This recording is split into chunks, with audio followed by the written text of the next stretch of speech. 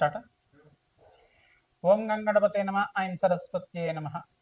శ్రీమాత్రే నమ. Cream cream మహాకాళికాయ నమ. ఓం నమ శివాయ శివాయ గురువే నమ.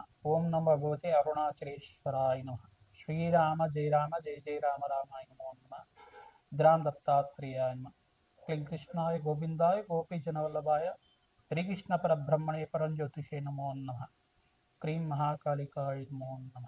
జయ గురు దత్తాత్రేయాయ నమ. శ్రీ బగలాముఖి దేవి నమో నమ.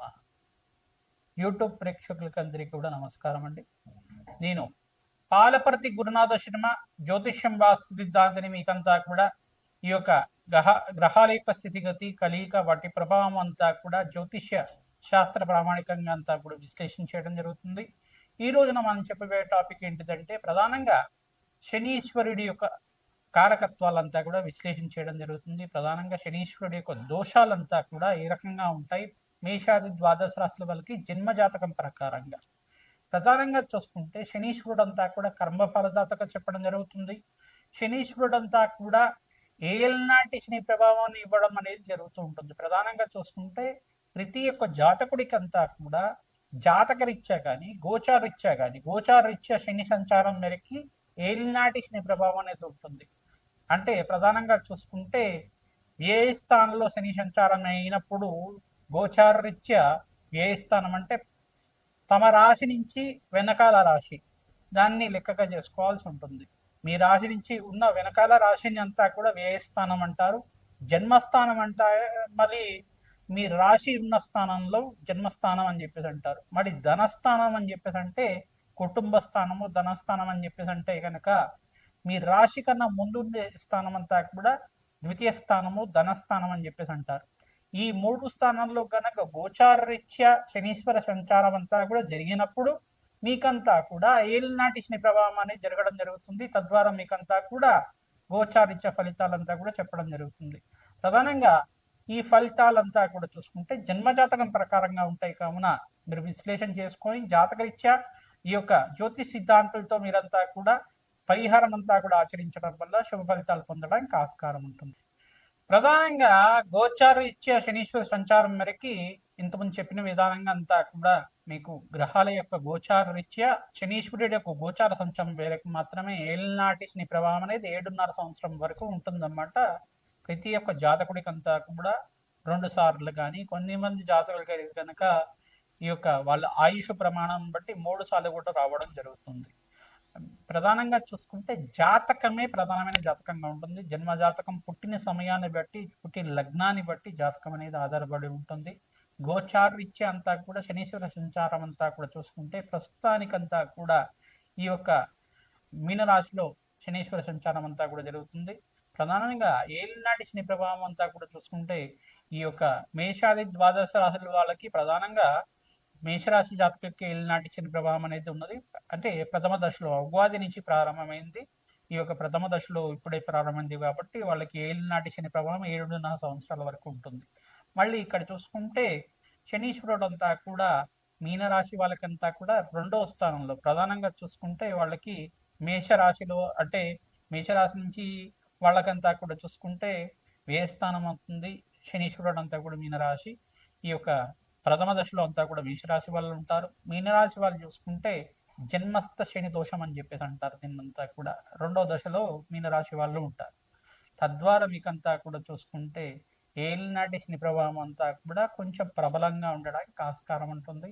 ఎటువంటి భయాలు అంతా కూడా పెట్టుకోవాల్సిన అవసరం లేదు. శనీశ్వరుడు అంతా కూడా ప్రశాంతమైన చిత్తంతో భగవంతుడు ఆరాధన చేసిన వాళ్ళకి, శ్రీరాముడి ఆరాధన చేసిన వారికి ప్రధానంగా శ్రీరామచంద్ర స్వామి యొక్క నామస్మరణం మాత్రం చేతిని శ్రీరామ జయ రామ జయ జయ రామ రామ అనే నామాన్ని అంతా కూడా స్మరించడం మాత్రం చేతిని సకల గ్రహదోషాలు నివారణ అవుతాయి, పటాపంచలు అవుతాయి. ప్రధానంగా కోటి యజ్ఞాల ఫలితాలు ప్రధానంగా అగ్నిష్టోమ, వాజపన, శాంతపన, బ్రహ్మయజ్ఞాతి, శతశస్త్రాశ్వమేధ యాగాదులు కోటి యజ్ఞాల ఫలితం అంతా కూడా భగవంతుడి నామస్మరణ మాత్రం చేతనే వస్తూ ఉంటాయి. మీరు ప్రధానంగా చూసుకుంటే మనోవాంఛలంతా కూడా తీరాలి. ప్రధానంగా ధార్మికమైన జీవితం జీవిస్తూ ప్రతినిత్యం కూడా భగవంతుడు ఆరాధన చేస్తే శనీశ్వర దోషం అంతా కూడా ఎటువంటి ప్రభావం లేకుండా ఉంటుంది. ధార్మికమైన జీవితం జీవించాలి. ధర్మపదంగా జీవితాన్ని జీవించడానికి ప్రయత్నం చేయాలి. ప్రతి విషయంలో కూడా ధర్మపదంగా జీవితాన్ని నడవడిక అనేది ఉంటే కనుక అమ్మవారి అనుగ్రహం వల్ల మీకు అంతా కూడా మంచి జరగడానికి ఆస్కారం ఉంటుంది. సకల గ్రహదోష నివారణకంతా కూడా మీకు పరిష్కారం చెప్పడం జరుగుతుంది. ప్రధానంగా ఈ యొక్క మీనరాశి వాళ్ళకి 2వ దశలో ఉంటుంది. కుంభరాశి వాళ్ళకంతా కూడా 3వ దశలో ఏలినాటి శని ప్రభావం అనేది ఉంటుంది. ఈ గ్రహ దోషాలంతా కూడా నివారణ అవ్వాలి అంటే కనుక ప్రధానంగా కాలభైరవ స్వామి ఆరాధన విశేషంగా చేసుకుంటూ ఉండాలి.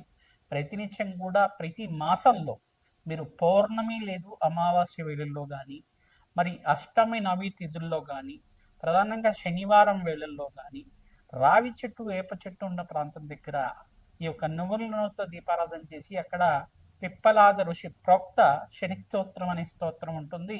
ఆ స్తోత్రాన్ని అంతా కూడా ప్రతినిత్యం కూడా పఠనం చేసుకోవడం, పిప్పలాద ఋషి యొక్క నామస్మరణ మాత్రం చేతిని ఏలినాటి శని ప్రభావం అంతా కూడా నివారణ అవుతుందని చెప్పేసి వరమిచ్చారన్నమాట. ఈ యొక్క తద్వారా పిప్పలాద ఋషి యొక్క చరిత్రనంతా కూడా పారాయణం చేసుకోవడం, వెంకటేశ్వర స్వామి వారికి ఆరాధనతో మీరు పిండి దీపారాధన అంతా కూడా ఆచారం మేరకి మీకు అదంతా కూడా ఇంట్లో పిండి దీపారాధనంతో చేసి వెంకటేశ్వర స్వామి వారి యొక్క నామస్మరణ చేసుకోవడం, గోవింద నామాలు కానీ అష్టోత్తర నామాలు కానీ తులసిమాల సమర్పించి అంతా కూడా తులసితోటి అష్టోత్తర నామాలు అంతా కూడా ఆచరించడం వల్ల ఏలినాటి శని ప్రభావం పోతుంది. తద్వారా మీకు అంతా కూడా ఆనందమైన జీవితం జీవించడానికి అష్టైశ్వర్య ప్రాప్తి కలగడానికి ఆస్కారం ఉంటుంది. కర్మఫలదాత శని అంతా కూడా ప్రధానంగా చూసుకుంటే శనిశ్చరాయ నమః, నిదానంగా నడిచేవారు అని చెప్పేసి, మందగమనుడు అని చెప్పేసి చెప్తారు. ఛాయా మార్తాండ సంబుద్ధుడిగా చెప్పడం జరుగుతుంది. న్యాయ నిర్ణేతగా, న్యాయ ఫలదాతగా కర్మ ఫలితాన్ని అనుభవించే విధంగా చేయడం జరుగుతుంది.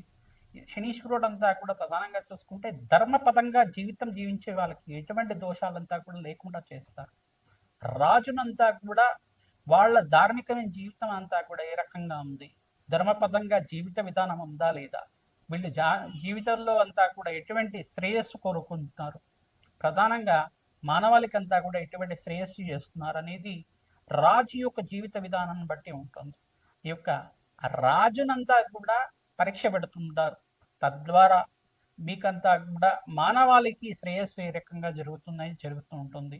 శనీశ్వరుడు అంతా కూడా మానవాళి మీద కూడా తమ యొక్క శక్తిని అంతా కూడా వక్ర దృష్టిని కావచ్చు, ఏలినాటి శని ప్రభావం వల్ల కావచ్చు, కర్మ ఫలితాన్ని అనుభవించే విధంగా చేయడం మాత్రం చేస్తుంటారు. ఎప్పుడైతే కనుక భగవంతుడు ఆరాధన శనీశ్వర అభిషేకాలంతా కూడా ఆచరిస్తూ ఉంటాం, పరమేశ్వరుడు అభిషేకాలంతా కూడా ఆచరించడం వల్ల సకల గ్రహదోష నివారణ అవుతుంది. మీరు చేసుకున్న కర్మ ఫలితాన్ని అంతా కూడా దుష్కర్మలు ఏమైనా పూర్వజంలో చేసుకుని ఉంటే తెలిసి కానీ తెలియకుండా కానీ సకల గ్రహదోష నివారణ జరుగుతుంది. సకల పాప విముక్తి అవుతుంది. సకల పాపాలంతా కూడా పటాపంచలు అవ్వడానికి ఆస్కారం ఉంటుంది. ఈ యొక్క స్తోత్రాలంతా కూడా పఠనం చేసుకుంటూ ఉండాలి.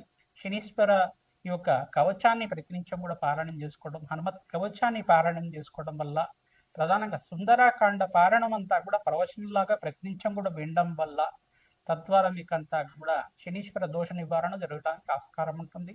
ప్రధానంగా బాలకాండని రామాయణంలో బాలకాండనంతా కూడా వినడం వల్ల మీకు సకల గ్రహదోష నివారణ అవడానికి ఆస్కారం ఉంటుంది. సీతారాముల కళ్యాణ ఘట్టానంతా కూడా ప్రతినిత్యం కూడా పారాయణం చేసుకోవాలి. ప్రధానంగా సీతారాముల కళ్యాణం అంతా కూడా ఏ రకంగా జరిగిందని ప్రవచనంలాగా వింటూ ఉండడం వల్ల ఏలినాటి శని ప్రభావం అంతా కూడా నివారణ అవుతుంది. సంతాన అభివృద్ధి కలుగుతుంది, సత్సంతాన యోగం కలుగుతుంది, శీఘ్ర కళ్యాణ యోగం కలగడానికి ఆస్కారం ఉంటుంది, వంశాభివృద్ధి కలగడానికి ఆస్కారం ఉంటుంది, అష్టైశ్వర ప్రాప్తి కలగడానికి ఆస్కారం ఉంటుంది.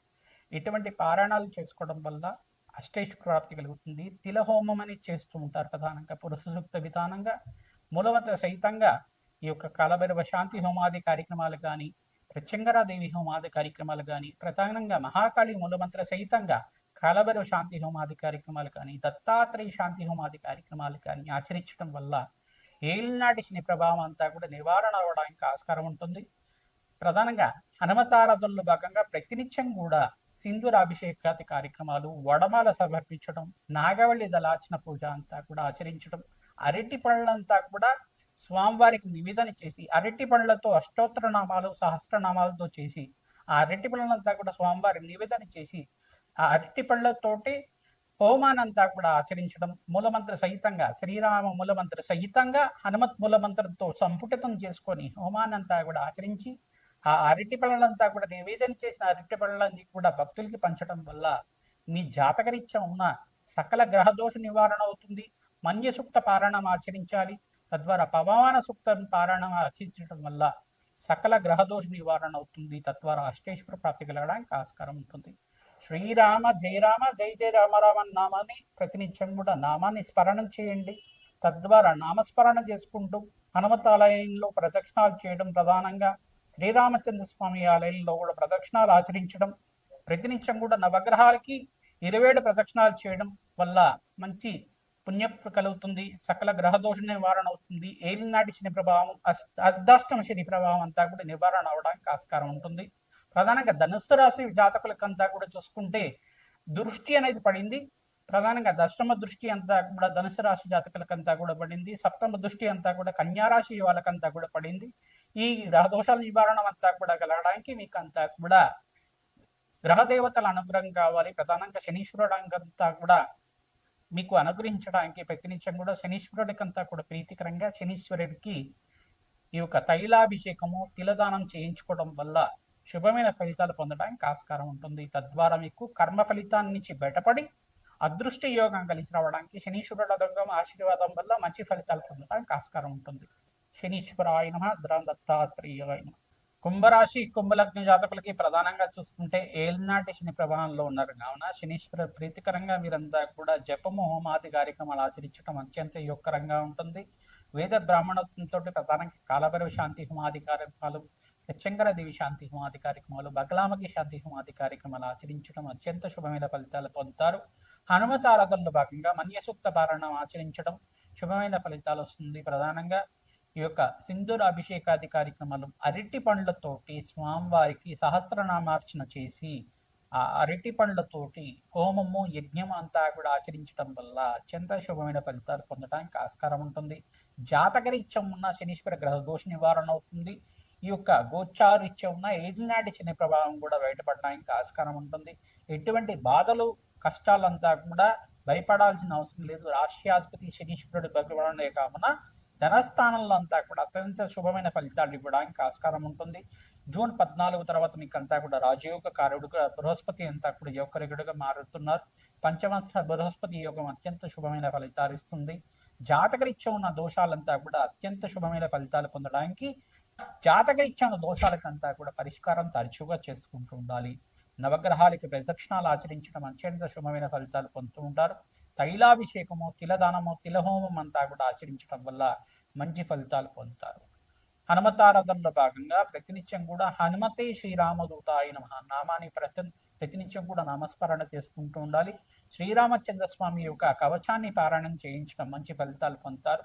ప్రధానంగా శ్రీరామస్వామి యొక్క మూలమంత్ర సహితంగా, హనుమత్ మూలమంత్ర సహితంగా జపము, హోమాది కార్యక్రమాలు, క్షీరకర్పణము, ఈ యొక్క మహానివేదన అంతా కూడా చేయడం వల్ల, అభిషేకాది కార్యక్రమాలు ఆచరించడం వల్ల మంచి ఫలితాలు పొందుతారు.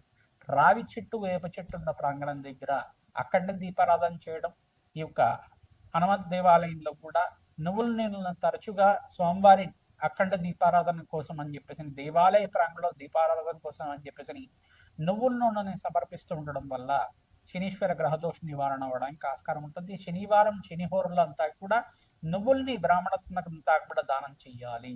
తద్వారా మంచి ఫలితాలు పొందుతారు. గోమాత సేవ ఎవరైతే చేస్తూ ఉంటారో మంచి ఫలితాలు పొందడానికి ఆస్కారం ఉంటుంది. జాతకరీత్యా ఉన్న శనీశ్వర గ్రహదోష నివారణ అవుతుంది. గోచారరీత్యా కూడా ఏలినాటి శని ప్రభావం తగ్గి అత్యంత శుభమైన ఫలితాలు పొందడానికి ఆస్కారం ఉంటుంది. ధనకారకుడైన శనీశ్వరుడు అనుగ్రహం వల్ల మీకంతా కూడా మంచి అష్టైశ్వర ప్రాప్తి కలగడానికి ఆస్కారం ఉంటుంది. గృహంలో అంతా కూడా శుభమైన కార్యక్రమాలు కలగడానికి ఆస్కారం ఉంటుంది. దత్తాత్రేయ నమః. శ్రీమాత్రేయ నమః.